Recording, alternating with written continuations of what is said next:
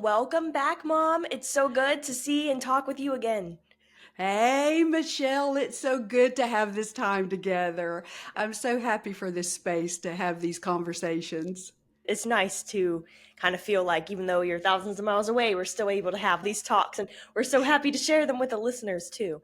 That's right. What a joy. I think last time we were together, we were talking about how so many of us leaving organized religion that we are still seeking. It doesn't mean we stop seeking for meaning and purpose and hope. Yeah, how have you been thinking about those things these days? I mean, it's so very true. I see myself every day just kind of longing for those things, and it really becomes clear that that's what we all want. It's an eye-opening thing for some people that you don't have to be religious or identify with a certain religion to value those things. And you and I have talked a lot how it's helpful to be able to put words to Yeah, how you're feeling, some identifier, because yeah, otherwise it's just kind of a nebulous thing.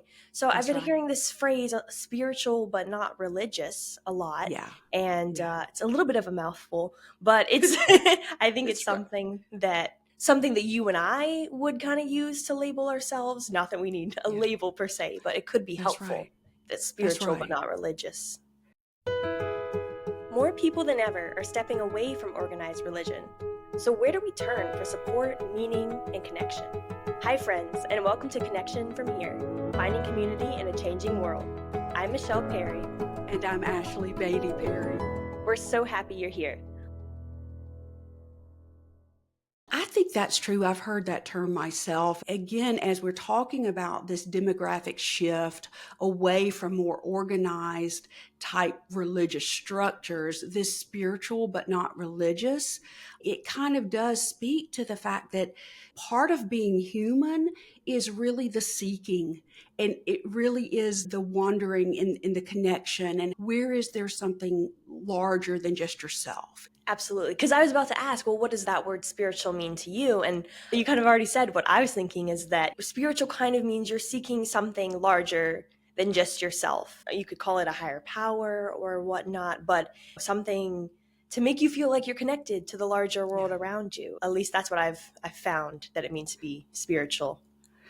That's it. Often, too, I think we forget that so many people associate the term spiritual with religion. And so I think that kind of puts some boundaries around the word spiritual Mhm. that really don't have to be there because spiritual, in and of itself, does not necessitate having a system of religious beliefs. It really is that quest of the human spirit, that quest for what is the purpose of us here? Where am I part of something larger? How does life expand beyond just me in the moment right now? It's so important for people to be able to feel free to have those explorations, even more so when you're not attaching that to a system of religious beliefs. For some people, it almost opens up a freer exploration of what that can mean for them. How do we find connection? Where is my meaning and where is my purpose and my hope? Is there a way to connect with other people in the exploration of that? For some people, they find that in a system of religious Mhm. beliefs, but for those of us who don't, there can be a freedom in now we can explore what that means in new Yes. ways. Yes, and I actually I read somewhere someone who said that spirituality is kind of like what you're saying, a free arena to explore these big questions. It frees you up to explore without the constructs. And it's kind of unsurprising too that about 69% of people in this spiritual but not religious category are under the age of 50, when you have about 45% of religious folks who are under the age of 50. So you can really see, the younger demographic is moving this way. And you can imagine those percentages will just kind of grow as population moves forward. And it it makes so much sense that that's the way that the culture is going. It does make a lot of sense, especially younger people. For so many people, if this is Mhm. a system of beliefs that Mhm. maybe have excluded people, a system of beliefs Oh, that right. have led to, hurt for others, or have, said, well, I'm in and you're out. That kind of system of beliefs is just problematic for so many of us. So for a person to no longer find meaning in that type of system of beliefs, it makes a lot of sense to me that a lot of young people are saying, I don't find meaning there. In a system of beliefs that excludes people and says, I'm in, Yeah. you're out, that is a system of beliefs that does not lead to meaning and connection and care. And so I can Right. see why a lot of young people, especially, are stepping away from the organized religion of it all. The real joy in that, again, is like we're saying, the exploration does not have to stop. Whereas you're not finding meaningful care, connection, purpose in that type of belief, but what you're now able to do is to open it up, as you're saying, to something wider, to something that says, what are we to be about for each other? What are we to be about to, leave this place better than we found it? And what are we Absolutely. to be about in, making sure that we are caring for each other along the way? Opening up that word spiritual, really, it doesn't have to do anything with religion. It's so interesting to think about these religions. A lot of times the people who follow them are kind of united in like certain doctrines or certain, what do you call, like these pieces that they're united in, whether it's the beliefs in this or in this, and that this is how we should act. And I think there's very few things that you have to be in order to consider yourself spiritual. It's a Yeah, very free term. yeah, But there are a few things that spiritual people seem to kind of share. For example, yeah, a survey found that 56% of this group of people believe in some kind of higher power. Not necessarily a deity, but could be, yeah, the power of goodness or the yeah, power of the human spirit to do the right thing. And that kind of reminds me that some of the people who kind of fear those folks leaving religion and see it yeah, as they have no morals, they're breaking away, they're doing the wrong thing, it's actually found that this group of people shares a lot of the same morals as the religious people in terms of yeah, do no harm and yeah. care for the earth, care for each other. These spiritual people still have that desire to do good. And it's proving that you can have these good morals without being tied to religion. Isn't that lovely? I mean, like an ethical system, a system of Yes, moral values. It does not have to be tied to a religious set of right. beliefs. That the piece of being a good human, be, Just being a good being human. being a good human. What does it mean to be a good human? I've kind of been thinking about it these days, almost like a community of care. That those are the values that so many people, I think, are finding. That is the connecting piece. Is that purpose and meaning we're seeking is about how can we be a community of care for the earth, for each other, for the people who come behind us. Mm. How can we be a community of care, and finding meaning and purpose in that is, again, while it can be tied to that religious structure, it certainly does not have to be. And for so many of us, it just is not. I think here is where the conversation about chaplains can really come in to play as people are walking these new journeys to them, or maybe what their family is seeing, like, oh, that's a new journey you're walking now without these religious beliefs. But I thought I might could talk just a minute about the difference between chaplains and pastors. Absolutely. I was going to kind of tie that into the fact that so many people who are spiritual do believe that the humans have a soul or some spirit, and about how wonderful, chaplains are at reaching, making connections of the human spirit, making connections that way. So I would love to, hear more about the roles that chaplains play. And, they are different from pastors. And I Yeah, think a lot of yeah. people just aren't aware of these differences. So, I agree. And I think, especially as we're talking about this demographic shift, the role of a chaplain really can be helpful for so many people as we're kind of moving through these new ways of finding meaning and purpose. And so, one of the things I wanted to say is, having been a pastor myself previously, pastors, the rabbi, the imam, whatever, the religion is, the leaders in these congregational spaces are normally about trying to lead people in that particular faith. So they're trying to teach maybe the special books of that particular faith, and lead people into learning more about the faith and living that faith out. So a pastor's role really is kind of very faith centric. They come from that faith, they are trained in the special books of that faith, and now they're trying to teach others in that faith. Well, and the difference in a chaplain, and we call it non-religious, clinically trained chaplains, and what we have been trained to do is to, yes, understand, a lot of times, we've got training on world religions and a sense of what these religious belief systems are. Right. But what chaplains are about is meeting people where they are and not imposing any Hmm. type of belief system onto another person, with the understanding that a human being is in full regard of what their systems of beliefs are, or not, or wherever they have found meaning. That is the humanity of that person. And so a chaplain is going to meet that person where they are.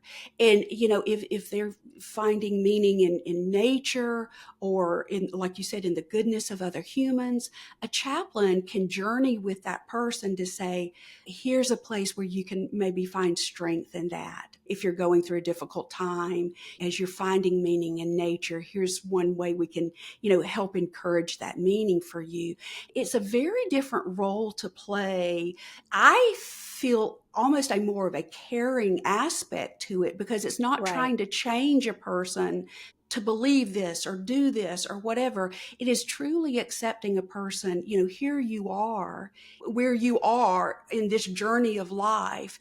And so I'm just now going to be with you here, not trying to push anything onto you or make you into something different, but this is who you are now and is what you are going through now.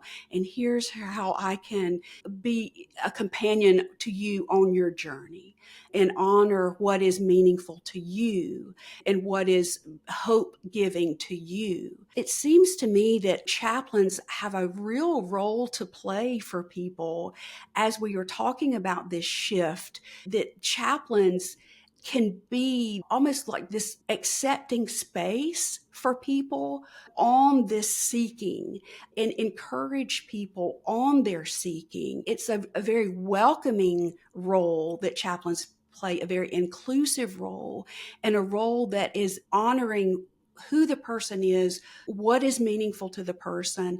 And I think there's so few professions and roles that people play like that. It is just a real accepting space. What makes chaplains, non-religious chaplains, so well equipped and makes you guys so unique is that you have that education of the different religions and the clinical pastoral education training that I'd love to hear more about too. But all these things together make you guys so well equipped to find the common ground in all humans, Yeah. because you know about these different systems of beliefs and Buddhism and Judaism, and just finding the common ground that unites everyone and how that doesn't have to be specific. So you really could, I know from all the stories you told me about talking to patients, to walk in and talk with any patient, regardless of their background, and find something that connects you to them and walk with them where they are. It's such a joy. And I think that model of being with people in these times is something that we all can be a part of. It is a way of being with your fellow human. There's one story I remember just from as a hospice chaplain, and Mm-hmm. just for the listener, if a person has come on to hospice, their medical doctor has determined that at that point, whatever illness and disease they're living through, they are now projected to have, 6 months or less to live. It's quite a profound moment when people come onto hospice. And so when I worked as a hospice chaplain, you would have people who it had already been a very difficult medical journey for them. And now here Yeah. they are, and was to be the last few months of their life. And, they all had the option of, would they like a chaplain to be part of their team? It's Mhm. that hospice team is a medical doctor and a nurse and a social worker. And then if they so choose, a chaplain. It's optional. It sure Mhm. is. And there's where that religious connotation is not so helpful, because one dear patient came in, and like so many of us, she just was not religious in any way, did not want religion in her life. She was initially going to say, no, I don't care for having a chaplain. To her, that meant a religious person who's going Yeah. to try to put some religious stuff into her life. And oh my She said gosh, she didn't want it ever, she didn't want it then, you know? no, no, Yeah, certainly not. Certainly right. not. And so once I was able and had the chance to explain to her that my role really was just to be a companion on her journey, and I would walk with her however she needed, and it did not have anything to do with religion, but I would just be there as a support and a care for her, however that looked to her. She allowed me to be on this hospice journey with her, and was able to, share thoughts and ideas that she had had in her life, and what was helpful and meaningful to her in these days. And, she found a lot of meaning and connection in family relationships. She also had cared for animals throughout her life. The animal world, and the natural world all meant so much to her. And so I was able to be with her as she was able to talk about these things, talk about ways that she had hope, in that the life she had led and being with these special things, it meant something to others. And so in caring for her through this, obviously it was such an honor for me. And one of the things that, she said in some of our last conversations was, if she had known this type of chaplain care was available years earlier, she sure would have appreciated that. Because, not being religious, where do you turn to have these kind of conversations? Where do you turn to talk about these kind of seeking moments and the big life questions? And these were things that she had been interested in talking about for years, but where Wow. do you go with these thoughts and ideas? So I realized in that moment that chaplains really, my colleagues, my non-religious, clinically trained chaplain colleagues, are just truly wonderful people and have a real role to play for folks right now, especially. I think a place that is safe, a place that is welcoming, a space that says, come who you are, how you are. You come and tell me about you. Let me be on the journey with you, because you're not in this by yourself. What a gift that is to offer in the world. And I think there's so few places that people have to go with these type of conversations and this type of care. Right. Wow. Yeah, and my heart goes out to that lady so much because she had no idea that something like that Yeah. existed. She thought, religion is the only outlet, and Yeah. that doesn't work for Yeah. me. So I guess I'm just gonna have to sit with these thoughts and feelings and Yeah. have no greater, way to connect with that spiritual side of herself. And I'm so glad that you were able to be there for her. And it brings up a really important point that until now, chaplains have mostly been Yeah. Yeah. regulated to Yeah. set inside of the institution. So, Yeah. you guys are found in hospitals a lot of times, and Yeah. hospice chaplains like yourself by Yeah. people's beds at the ending part of their lives. Sometimes, you guys are Yeah. found in for veterans and Yeah. in some higher education. Like I know colleges, I think my college had chaplains, but for the most part, not accessible for the everyday type Yeah. person. And one, not accessible, and two, people not understanding that it doesn't have to have religious connotation with it. That's right.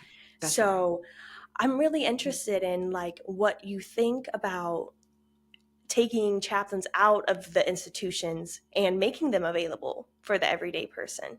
Well, again, my dear patient that I was talking to, how do you access that type of chaplain care? And I think that's important in these days is like, what is a new model for, people to be able to reach chaplains, this profession that is, has this training and has this knowledge and care about walking with people, and how do people find that type of care and connection? And you and I are trying to do some work in that area, the community that we're working to build with Hope Base. And it's, I do think we're kind of coming into what will need to be new models of who is providing the care for people who've come from or maybe never were interested in religious Yeah. organizations, but so in their seeking and in their finding meaning and, seeking purpose, where did the people find the care? And chaplains are so well suited.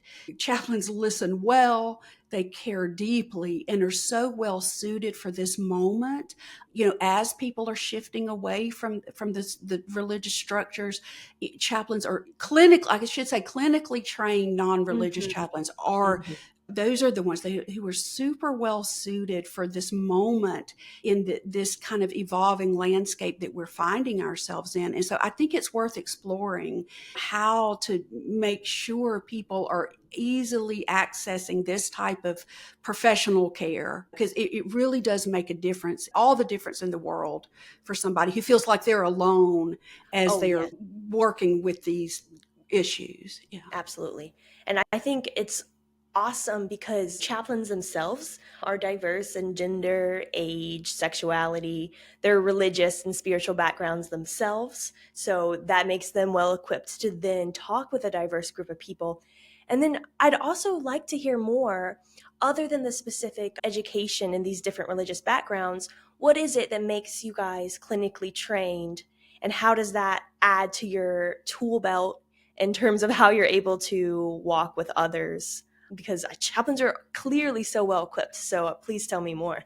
Oh, yes. Our clinical training does Hmm. usually happen in hospital settings where chaplains are encountering people, or a lot of times in very difficult, sometimes even traumatic medical situations, and situations where a person has found themselves in a very difficult health and a medical moment. And their family members as well, as they're trying, So where a chaplain is trained is in those kind of clinical settings. And then we work with supervisors who have the education of how to walk with people. There's a lot of, psychological understanding and emotional caring that happens in these moments. And like you said, the questions of spirituality do come about in those moments. And so Yeah. chaplains have spent hours and hours training with supervisors in those moments of how to walk with somebody, how to make sure that you're not imposing belief systems onto somebody, that you're Yeah. only there to honor them. It really is a special type of training, this clinical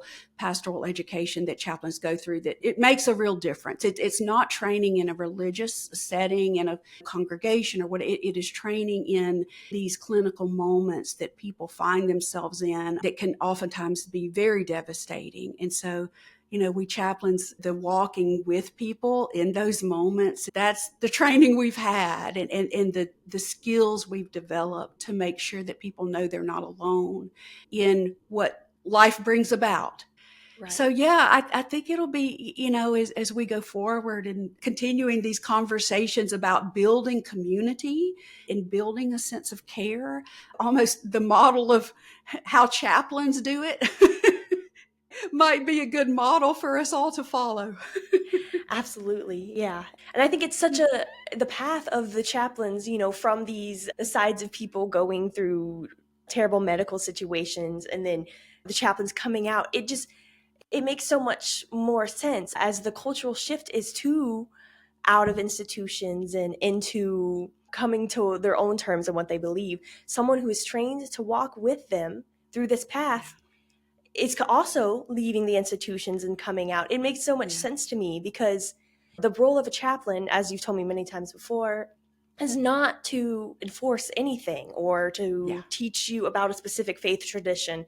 It's to walk with you. that's So right. having That's some right. kind of guidance, it's amazing to still have some kind of professional guidance, but the Yeah. guidance that doesn't limit you, but helps Yeah. you grow into your own journey rather That's it. than, it's still amazing to have someone trained in these sort of things, but in That's a right. way that lets you have your own freedom to wonder, to question, to seek. It's amazing. And I've seen how you've helped and changed the lives of so many people growing up. And, I really do think that so many people could benefit from interacting with chaplains, non-religious, clinically trained chaplains like That's right. yourself and your colleagues. And yeah, Yeah. Well, I tell you, it is, my colleagues have always been such a gift to me. As I've mentioned, there just seems to be so few spaces and people to turn to. A space where somebody is not trying to put something on you. How rare that is, that it's so you're rare. somebody's not trying to, believe this or do this or follow this. It's such a rare gift that my colleagues offer that I have benefited from myself so many times is like, this is a space to say, how are you Right. feeling? How does this land for you? Where are you finding the hard moments in this? Where is this leading you in your thoughts about what is next? It really is a space to just be with yourself in a way that, just having somebody to allow that and grant that space, what a gift. You've told me you always feel better after talking to one of your chaplain Chaplain friends. colleagues. So, I do. right. It's just It is. wonderful people to know. That's right. That's right. We'll continue and we'll have some on to join Oh, us yeah. and talk to soon. We'll have some of our wonderful chaplain colleagues and friends on. It just, what a gift. So as we're wrapping up this time together today with listeners, we talked about at the end of each episode to talk about a tool, a skill, a little way to build community and care for those in your life and as you're going about kind of daily things. And this week, I wanted to bring forward the idea of naming feelings specifically, putting specific names to feelings. That's one of the things that I think can be a gift to others and building connection and community with others is a lot of times people say, well, I feel bad. It's kind of a generic feeling sometimes that people or say that they're in. And what I've often found is it can be so helpful to have people enable people to put a more exact name to what they're feeling. I'm feeling bad, but what I'm really feeling is disappointed. Hmm. I'm feeling bad, but what I'm really feeling is betrayed. And That's good. something about, just having specific feeling words can be talking about a gift, to others. It's like Hmm. almost a relief to say, oh my gosh, yes, that's what I'm feeling. Yeah. That's the specific thing going on with me. Yeah, I've definitely found that to be the case because, when you can get that specific feeling outside of your body Yeah, or put it out to someone, whether you write it down, whether you're talking yeah, with someone who's supporting you, it kind of loses its power a little bit. Once you're able to name yeah, it and it's not so nebulous and floating around in your brain, it's getting out yeah, into the world. You're like, okay, just like everything else, I can put a name to you.